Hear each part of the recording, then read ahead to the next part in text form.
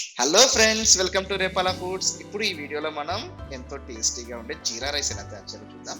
ముందు ఒక ప్యాన్ తీసుకోండి.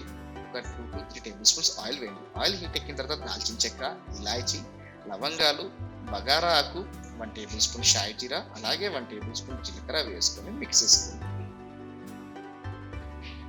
ఒక నిమిషం పాటు వీటిని ఆయిల్లో వేగనివ్వండి. ఇవి వేగిన తర్వాత సన్నగా తరిగినటువంటి పచ్చిమిర్చిని వేసుకోండి. పచ్చిమిర్చిని ఒక నిమిషం పాటు ఆయిల్లో వేగనివ్వండి. ఆ తర్వాత టేస్ట్కి తగినంత సాల్ట్ వేసుకొని మిక్స్ చేసుకోండి. పచ్చిమిర్చి అనేది లైట్గా గోల్డెన్ కలర్లోకి వస్తుంది.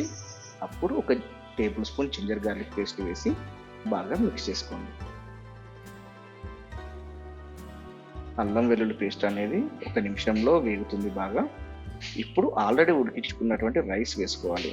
నేనైతే ఇక్కడ బాస్మతి రైస్ తీసుకున్నాను. మీరు ఏదైనా రైస్ తీసుకోవచ్చు. కానీ రైస్ ఉడికించుకునేటప్పుడు మాత్రం ఆయిల్ తప్పనిసరిగా వేయండి. ఆయిల్ వేయడం వల్ల రైస్ అనేది పొడి పొడిగా వస్తుంది. ఇప్పుడు ఇందులో రైస్ వేసుకొని బాగా మిక్స్ చేసేసుకోవాలి.